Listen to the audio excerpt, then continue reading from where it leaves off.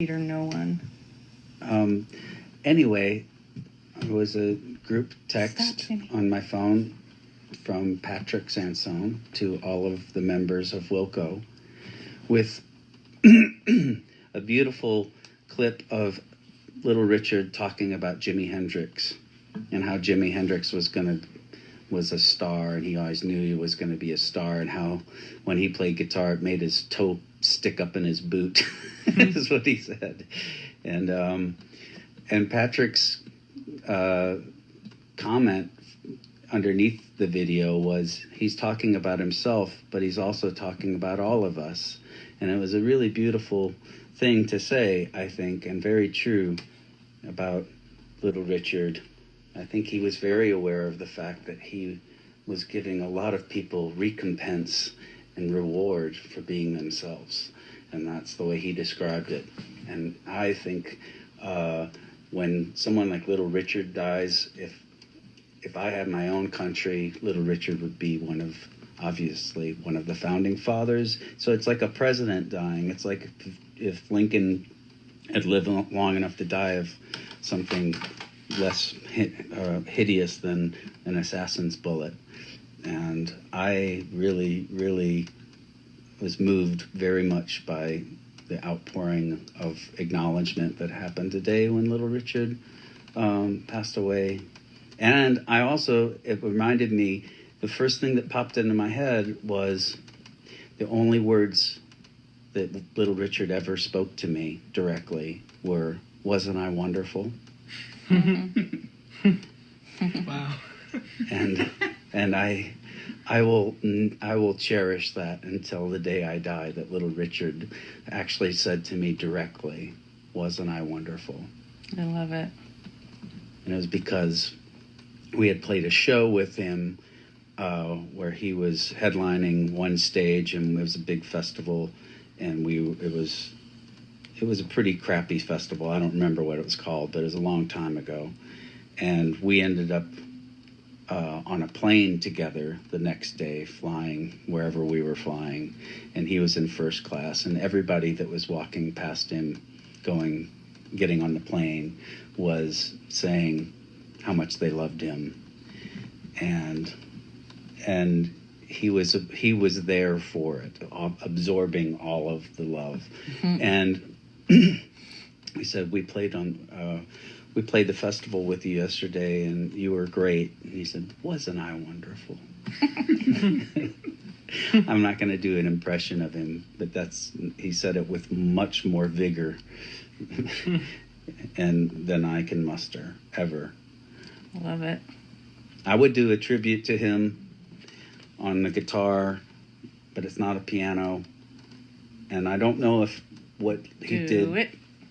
I don't know if what he did musically was as important to me, although it's obviously extremely important, as just the message that what he was saying about Jimi Hendrix. He didn't mind being freaky. He didn't mind people looking at him. And he said that video clip, if anybody wants to look it up, where he's talking about Jimi Hendrix. Jimi Hendrix played in a band with him, or was one of his sidemen for a while. And Jimi Hendrix said about Jimi Hendrix that he didn't mind being freaky. He didn't mind looking like a freak, and he did not, just like me. I don't mind looking like a freak. Little Richard said. In fact, when I came here, I came here today, and somebody walking through the airport, somebody dropped their coffee when they saw me. There's a lot of clips of him talking about his freedom. And I think that's the part that I, along with millions and millions and millions of other people, moved by thinking about today, how much free advice was communicated by that man just saying, "Love your damn self," for fucking crying out loud. So anyway.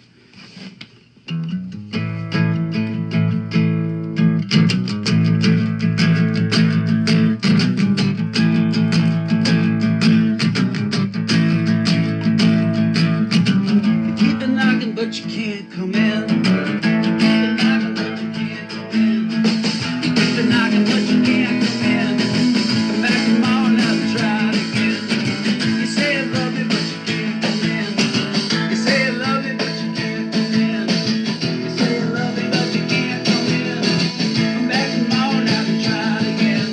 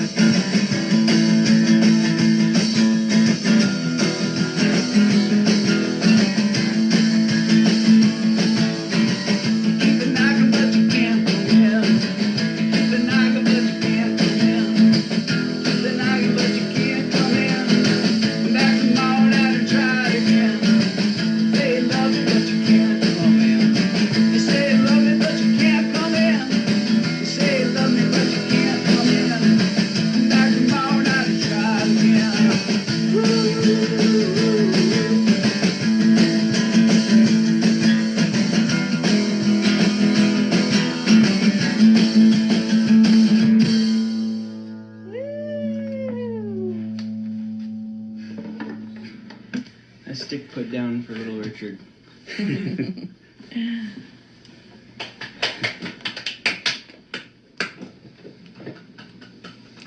That was great.